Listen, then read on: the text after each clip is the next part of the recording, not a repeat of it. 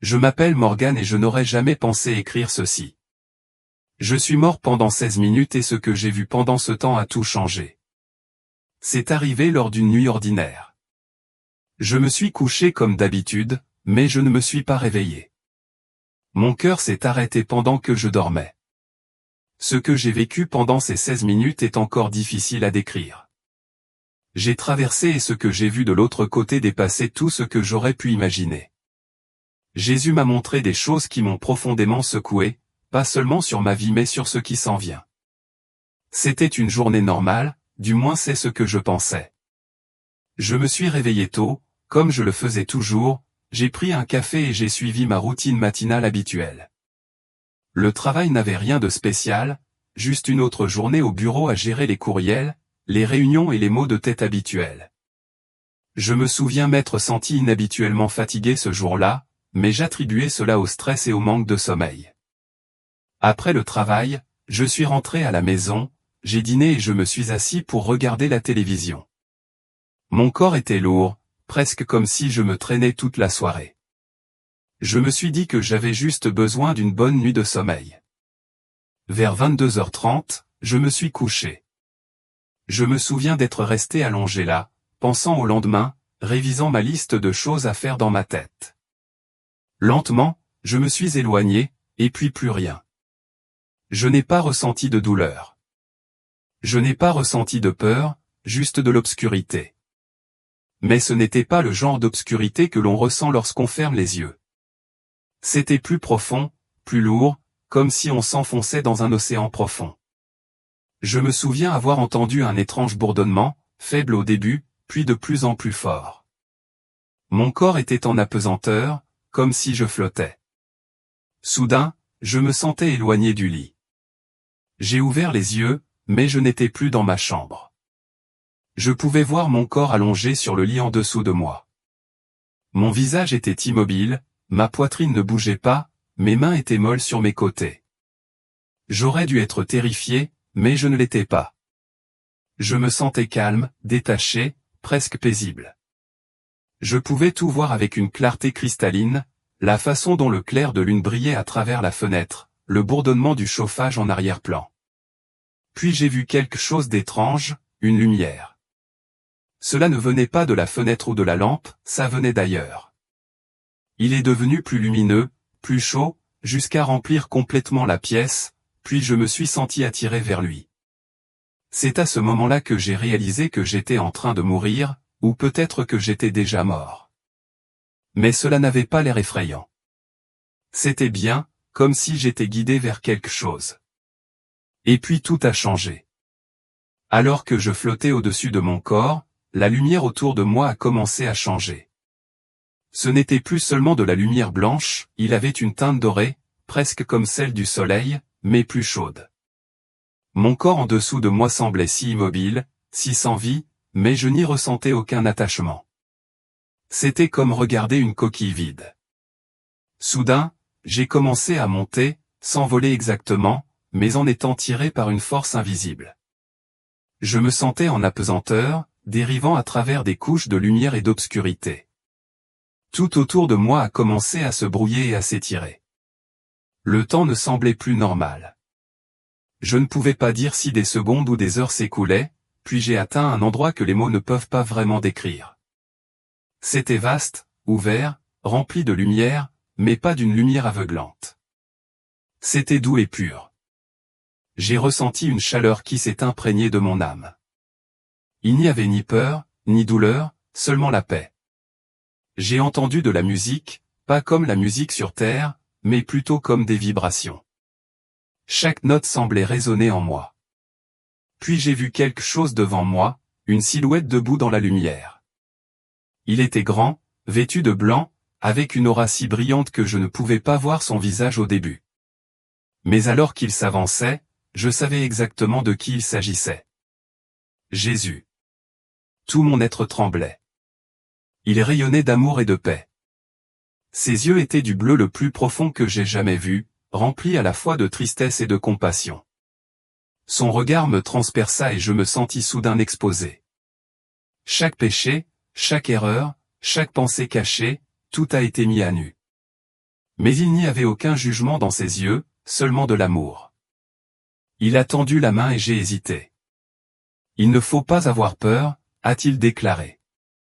Sa voix était grave mais douce, et elle semblait résonner dans tout l'espace. Lentement, je posai ma main dans la sienne. Instantanément, une chaleur me parcourut. Je me sentais plus légère, plus entière que jamais auparavant. « Tu n'as pas encore fini, dit-il doucement. Je n'ai pas compris. Pourquoi étais-je ici? N'étais-je pas déjà mort? Il sourit. Viens, je dois te montrer quelque chose. Soudain, la scène autour de nous a changé. La lumière s'est atténuée et j'ai vu un endroit différent. Un paysage gelé. Un avion était coincé dans la glace, entouré de pics déchiquetés et de sols enneigés.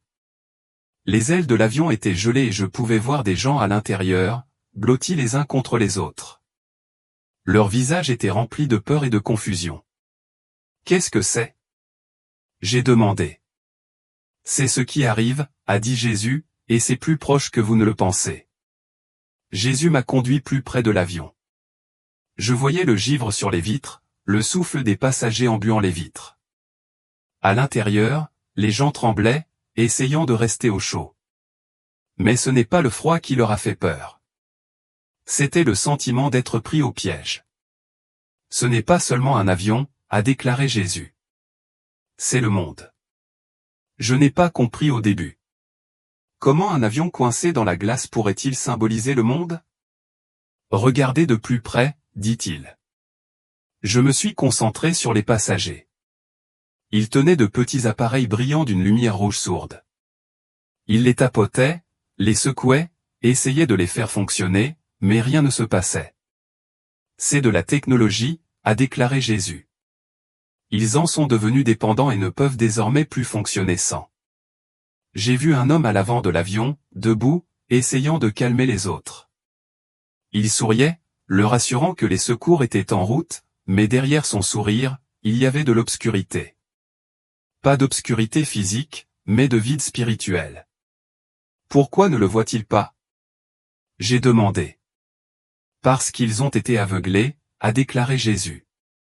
L'ennemi les a conduits ici, étape par étape. Ce n'était pas forcé, cela leur a été proposé comme progrès, comme commodité, comme sécurité. J'ai vu certains passagers se recroqueviller sur leur siège, fermant les yeux. Ils avaient l'air paisibles, mais ce n'était pas le cas. C'était une capitulation. Les appareils n'étaient plus seulement des outils, ils en faisaient désormais partie. Ils ont troqué leur liberté contre du confort, a déclaré Jésus, et bientôt ils ne se rendront même plus compte de ce qu'ils ont perdu. Ils ont perdu la glace autour de l'avion qui a commencé à se fissurer. L'obscurité s'infiltrait du sol et s'enroulait autour des ailes de l'avion. Il n'est pas trop tard, dit Jésus, mais bientôt la porte se fermera. Jésus s'est avancé vers l'avion et a levé la main. La glace craqua et gémit, et l'obscurité recula. La lumière commença à briller à travers les fissures. J'ai vu les passagers bouger. Certains d'entre eux ont ouvert les yeux. Une femme à l'avant de l'avion s'est levée et a regardé vers Jésus. Les larmes lui remplirent les yeux. « Aidez-nous » a-t-elle crié. Jésus hocha la tête. « Ma foi, dit-il, même maintenant, c'est suffisant. » Soudain, l'avion commença à décoller. La glace fondit et la lueur rouge des appareils vacilla et s'éteignit. Les passagers clignèrent des yeux, se frottant les yeux comme s'ils sortaient d'un long sommeil. Jésus s'est tourné vers moi. « Tu es debout ?» J'ai hoché la tête. Ce n'est pas seulement une question de technologie, c'est une question de confiance. Ils ont fait plus confiance au monde qu'à vous. Jésus sourit. Maintenant, tu dois leur dire. Sur ce, j'ai ressenti une traction soudaine, comme si j'étais tiré vers l'arrière. J'ai ouvert les yeux et j'ai halté. J'étais de retour dans mon lit. Ma poitrine me brûlait et je sentais mon cœur battre dans mes oreilles. J'étais absent depuis 16 minutes, mais c'était comme une éternité. Et maintenant, je savais que je devais partager ce que j'avais vu. Au moment où Jésus m'a montré l'avion coincé dans la glace, j'ai su que c'était plus qu'une simple vision. C'était un avertissement. Les passagers n'étaient pas seulement physiquement piégés, ils étaient spirituellement liés. La glace symbolisait l'engourdissement spirituel qui se propageait à travers le monde. Les gens à bord de l'avion ne criaient ni ne paniquaient. Ils étaient calmes, trop calmes. Leurs expressions étaient vides, leurs yeux vitreux. C'était comme s'ils avaient accepté leur sort sans poser de questions. Jésus se tenait à côté de moi, son expression sérieuse mais calme. « Le voyez-vous » il a demandé. « Oui » murmurai-je, « mais pourquoi ? Pourquoi ne se battent-ils pas pour s'échapper ? » « Parce qu'ils ne voient pas le danger » répondit Jésus. L'ennemi les a aveuglés. Il n'a pas eu besoin d'utiliser des chaînes ou de la violence. Il leur a apporté du réconfort. Il leur a donné de la commodité. Et maintenant, ils ne peuvent plus reconnaître la prison dans laquelle ils se trouvent. J'ai regardé de plus près les gens à l'intérieur de l'avion. Ils tenaient de petits appareils qui brillaient faiblement d'une lumière rouge pulsée.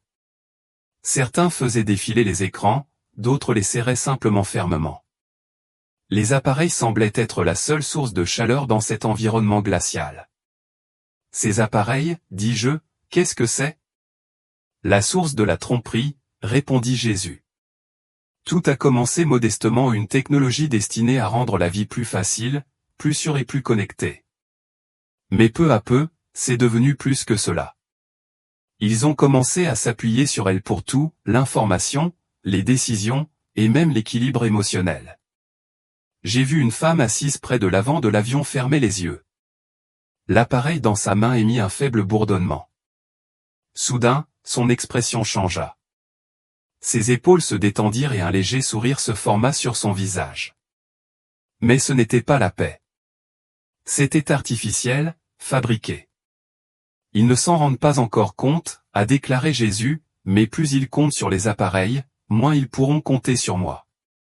Leur capacité à entendre ma voix s'affaiblira jusqu'à disparaître complètement.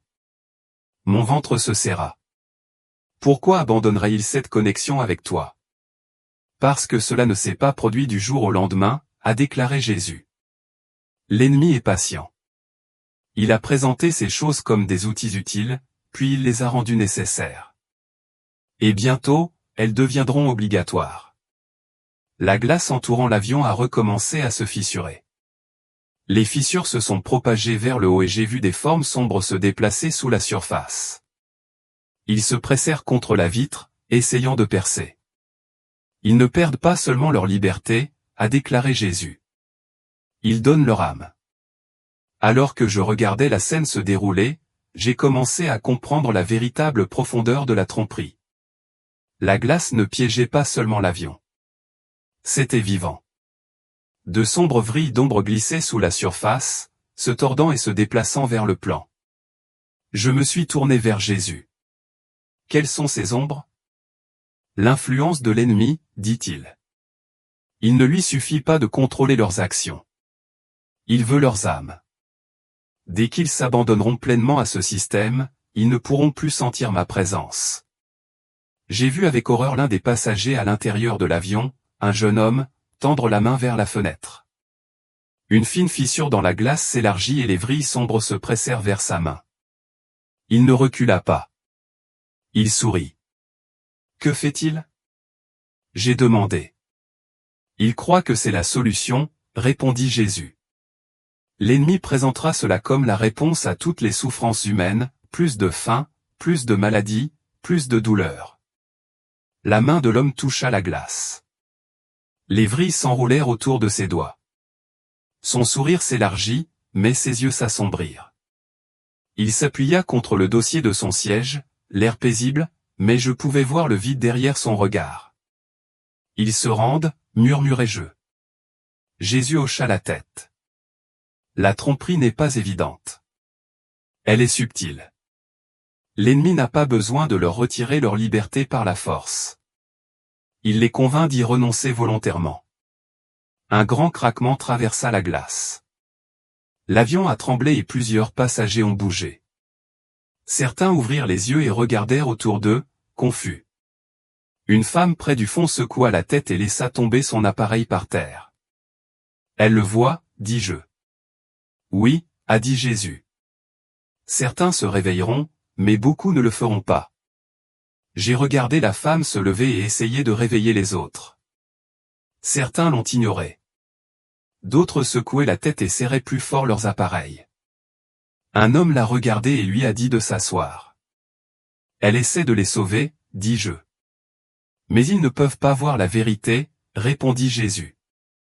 Parce qu'ils ont déjà choisi de faire plus confiance au système qu'à moi. Mon cœur me faisait mal. Comment pouvait-il ne pas voir ce qui se passait? Comment pouvait-il être si aveugle face au danger? Jésus s'est tourné vers moi, son regard fixe et calme. C'est ce qui s'en vient, a-t-il déclaré. Je secouai la tête.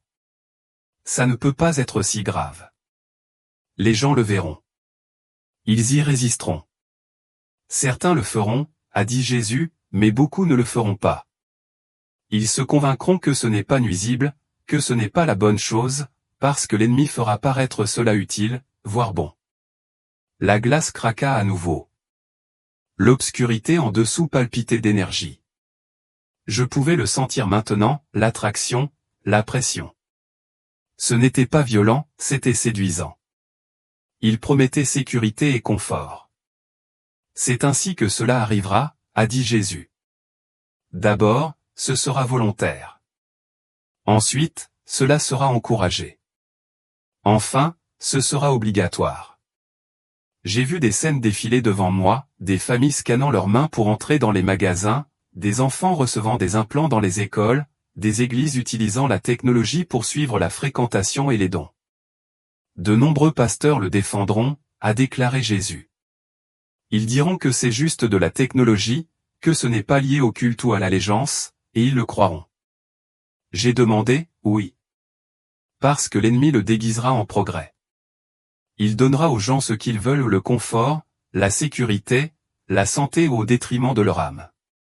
Soudain, la scène changea à nouveau. J'ai vu des gens assis dans une grande pièce, regardant un écran géant. Un homme se tenait sur scène, souriant. Son visage était gentil, charismatique. Il a brandi un petit appareil et a dit, « C'est la clé de votre liberté. » Les gens ont applaudi. Ils ont levé la main. Ils l'ont bien accueilli. Pauvreté, isolement, mais ils ne seront pas abandonnés. J'ai vu de petits groupes de personnes rassemblées dans des pièces sombres. Ils priaient, se tenant la main. Leur visage était tendu, fatigué, mais paisible. La lumière les entourait, non pas depuis n'importe quel appareil mais depuis l'intérieur d'eux. Ce sont mes fidèles, dit Jésus. Ils seront protégés, prévus. Tout comme j'ai protégé les Israélites dans le désert, je prendrai soin d'eux. Ma poitrine se serra. Et ceux qui l'acceptent. Les yeux de Jésus se remplissent de tristesse. Ils perdront leur capacité à me sentir. Ils croiront qu'ils sont toujours connectés à moi, mais la connexion sera artificielle. Mon cœur me faisait mal. Comment pouvons-nous arrêter cela? Vous ne pouvez pas l'arrêter, a dit Jésus. Mais tu peux les avertir. Mon attention est revenue sur l'avion. La glace le recouvrait presque maintenant. Certains passagers étaient encore éveillés, mais la plupart sombraient dans un état morne et paisible. Un jeune garçon était assis près du devant, tenant dans ses bras un animal en peluche. Sa mère s'est approchée et lui a touché la tête. Une faible lumière rouge pulsait sous sa peau. Ils ne savent pas, dis-je. Ils pensent qu'ils font ce qui est bien, acquiesça Jésus. C'est pourquoi la tromperie est si puissante. L'obscurité sous la glace se faisait plus forte. Le garçon regarda vers la fenêtre et vit les formes sous la surface. Ses yeux s'écarquillèrent et il serra plus fort son jouet. « Aidez-nous » cria le garçon. Jésus s'avança. « Foi » murmura-t-il. Les yeux du garçon se remplirent de lumière. La glace sous son siège commença à se fissurer. Un rayon de lumière traversa l'obscurité. « Ils peuvent encore être sauvés » a déclaré Jésus. « Mais ils doivent se réveiller. Jésus se tourna vers moi, le regard doux mais sérieux. C'est pourquoi la foi est importante, a-t-il déclaré. Il ne suffit pas de croire en moi. Il faut qu'ils me connaissent. J'ai regardé la glace monter plus haut autour de l'avion. Les passagers à l'intérieur semblaient si à l'aise, si en paix. Mais ce n'était pas la vraie paix, c'était artificiel. C'était une illusion. L'ennemi sait comment créer du réconfort, a poursuivi Jésus. Il sait imiter la paix. Mais la vraie paix ne vient que de moi. Je pouvais sentir la pression dans l'air comme un poids s'installer sur ma poitrine. Comment peuvent-ils ne pas le voir? J'ai demandé. C'est tellement évident pour vous, dit Jésus, mais pas pour eux. J'ai regardé les passagers. Certains regardaient par la fenêtre, confus. D'autres étaient toujours enfermés dans leurs appareils, leur visage était vide, sans émotion. Une jeune femme au dernier rang avait les larmes aux yeux. Elle regardait la glace avec une peur grandissante. Elle sait, dis-je.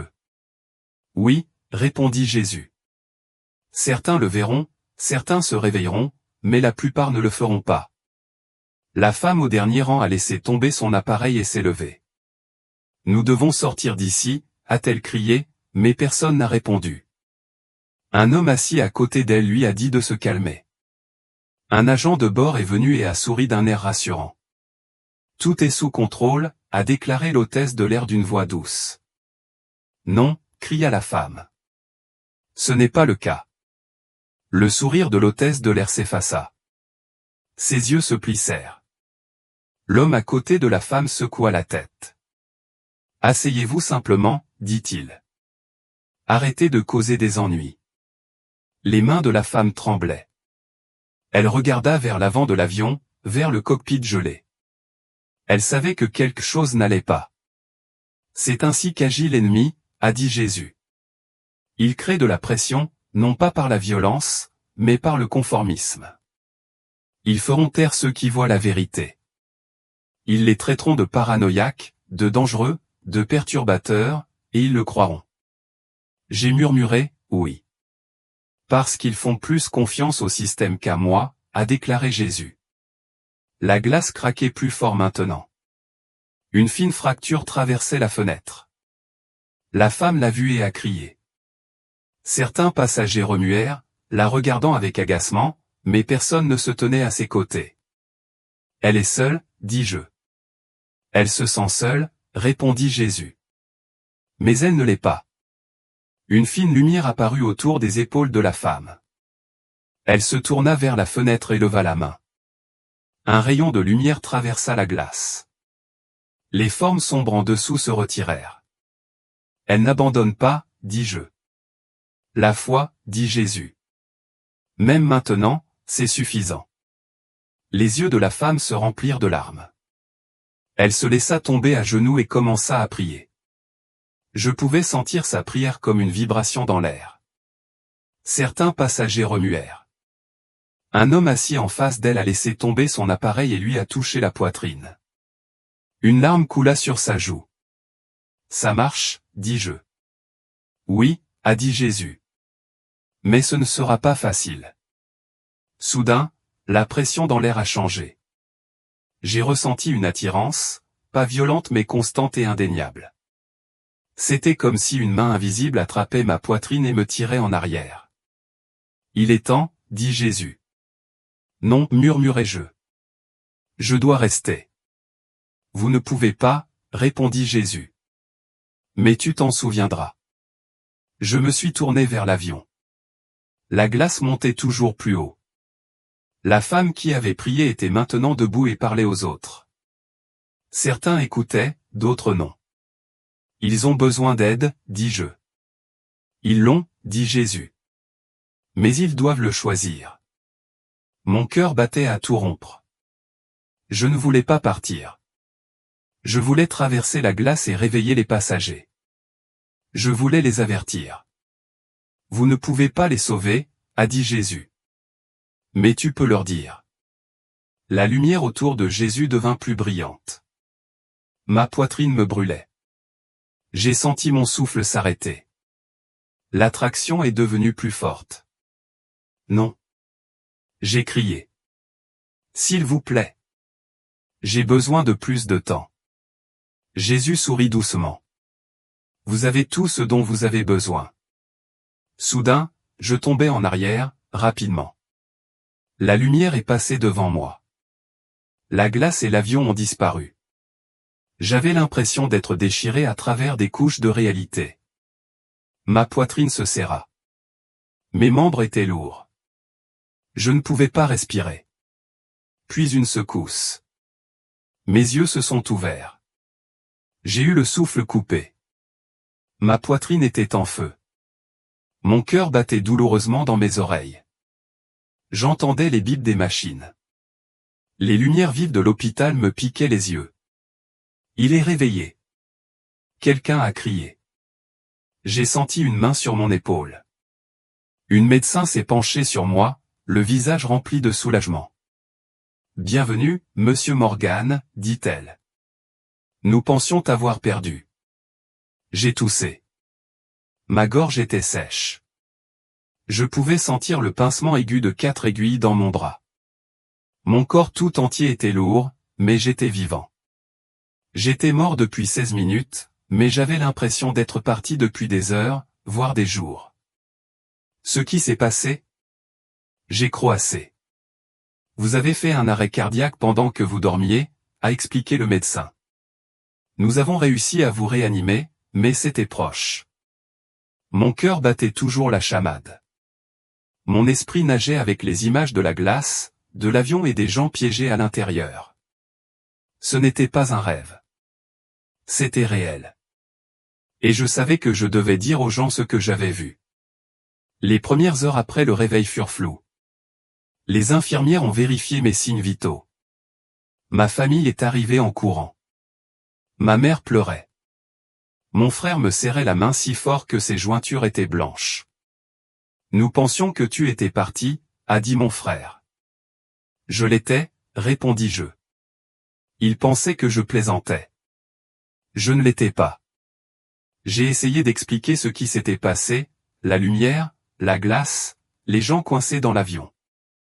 Mais plus je parlais, plus il semblait confus. Tu rêvais, dit mon frère. Ce n'était pas un rêve, dis-je. C'était réel. Ma mère m'a touché la main. Repose-toi, dit-elle. Tu as traversé beaucoup de choses.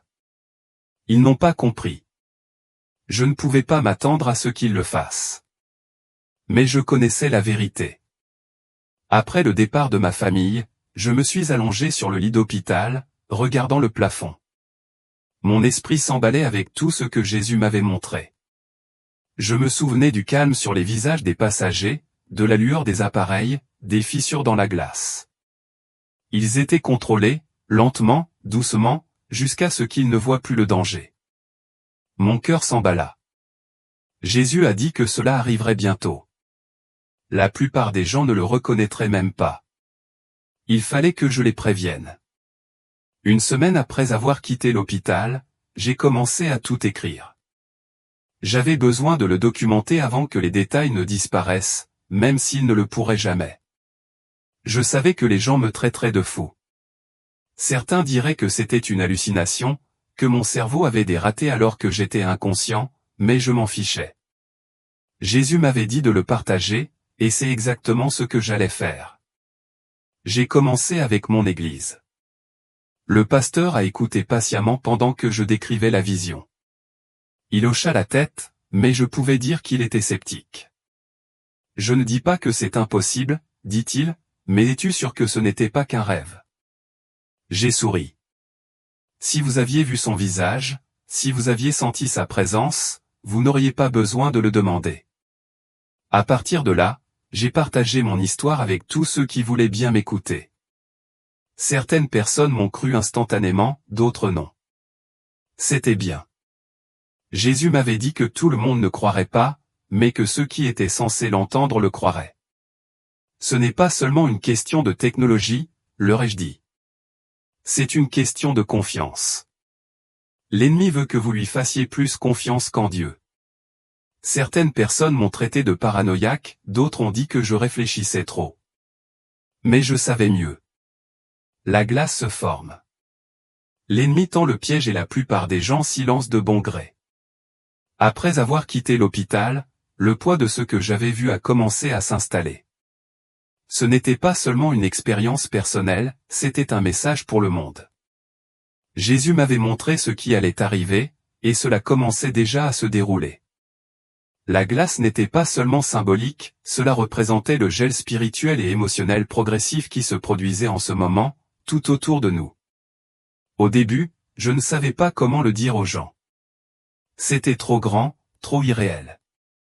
Comment dire à quelqu'un que vous êtes mort, que vous avez rencontré Jésus et que vous avez vu l'avenir? Comment expliquez-vous que le monde soit entraîné dans un piège, non pas par la violence, mais par le confort et la commodité? J'ai commencé par contacter des amis proches. Certains d'entre eux écoutaient poliment mais ne prenaient pas cela au sérieux. C'était juste un rêve, ont-ils déclaré. Votre esprit était stressé. Mais ce n'était pas du stress. Ce n'était pas un rêve. J'ai commencé à remarquer des choses. Des petites choses qui m'ont rappelé ce que j'avais vu. Des reportages sur les implants cérébraux, les puces électroniques pour le paiement, les systèmes de sécurité biométrique. Un nouveau système était en cours d'introduction qui permettrait aux gens d'accéder à leurs comptes bancaires et à leurs dossiers médicaux avec un simple scan manuel. Au début, c'était volontaire pratique, tout comme Jésus me l'avait montré. J'ai entendu parler d'écoles encourageant les élèves à utiliser ces appareils pour l'assiduité, pour suivre les devoirs, et même pour payer le déjeuner. On a dit aux parents que c'était une question de sécurité, de savoir à tout moment où se trouvaient leurs enfants. C'est exactement ce contre quoi Jésus m'avait mis en garde. J'ai vu des influenceurs des médias sociaux promouvoir cette nouvelle technologie, des célébrités se faire poser des implants et montrer à quel point la vie était devenue plus facile. C'est l'avenir, disait-il. Pourquoi le combattre? Les gens l'ont adopté sans hésitation. Ils en ont vu les avantages, la commodité, le confort. Mais ils n'en voyaient pas le coût, et je savais exactement où cela menait. Un jour, j'ai vu un reportage sur une entreprise développant un implant neuronal, un appareil qui permettrait aux gens d'accéder à Internet et de communiquer directement avec la technologie en utilisant uniquement leurs pensées. Le PDG l'appelait « la prochaine étape de l'évolution humaine ». La prochaine étape. Je me suis figé en entendant ces mots. C'est ce que Jésus avait dit. L'ennemi n'allait pas forcer les gens à adopter ce système, ils allaient y courir avec joie, avec impatience, parce que cela leur faciliterait la vie. Cela améliorerait la santé, supprimerait le besoin de mots de passe et de cartes, aiderait à gérer les émotions, faciliterait les relations et donnerait aux gens un meilleur accès aux ressources financières. Cela leur donnerait tout, sauf la liberté. Ils perdront leur capacité à me sentir, avait dit Jésus. Leurs pensées, leurs émotions, même leur foi seront influencées, et c'était déjà en train de se produire. J'ai regardé un reportage sur une jeune fille qui avait reçu un implant pour réguler son anxiété. Elle a dit que cela avait changé sa vie. Cela m'aide à rester calme, a-t-elle déclaré. Je n'ai plus besoin de prier. Je me sens bien. C'est à ce moment-là que ça m'a frappé. Les gens n'étaient pas obligés d'abandonner leur lien avec Dieu, ils le faisaient volontiers. Ils préféraient le système à lui, et bientôt ils ne sauraient même plus ce qu'ils avaient perdu. Je savais que je devais parler. Même si les gens ne voulaient pas l'entendre, même s'ils pensaient que j'étais fou, je devais leur dire la vérité. Un après-midi, j'étais assis dans un café lorsqu'un homme s'est approché de moi. Il avait la trentaine, bien habillé, avec un sourire confiant. Il s'est assis en face de moi sans rien demander et a glissé une carte sur la table. « Nous avons entendu parler de votre histoire », a-t-il déclaré. J'ai regardé la carte. Il n'avait pas de nom, juste un logo, un triangle avec un œil au centre. « Qui sommes-nous » j'ai demandé. L'homme sourit plus largement. « Disons simplement que nous travaillons avec les entreprises qui développent la prochaine phase du progrès humain. » Progrès humain, répétai-je. Oui, dit-il. Nous pensons que votre expérience pourrait être précieuse. Les gens vous écoutent. Ils vous font confiance. Peut-être pourriez-vous les aider à en voir les bénéfices. Quels avantages? J'ai demandé. Il se pencha en avant. Le système est conçu pour rendre la vie meilleure. Plus de crimes. Plus de maladies. Plus de pauvreté. Tous connectés. Tous unis. Et quel est le prix? J'ai demandé. Il haussa les épaules. L'adaptation est toujours difficile au début, mais une fois que les gens en ressentent les avantages, ils ne reviendront plus jamais en arrière. Auront-ils le choix? J'ai demandé. Le sourire de l'homme se resserra. Ses yeux se plissèrent.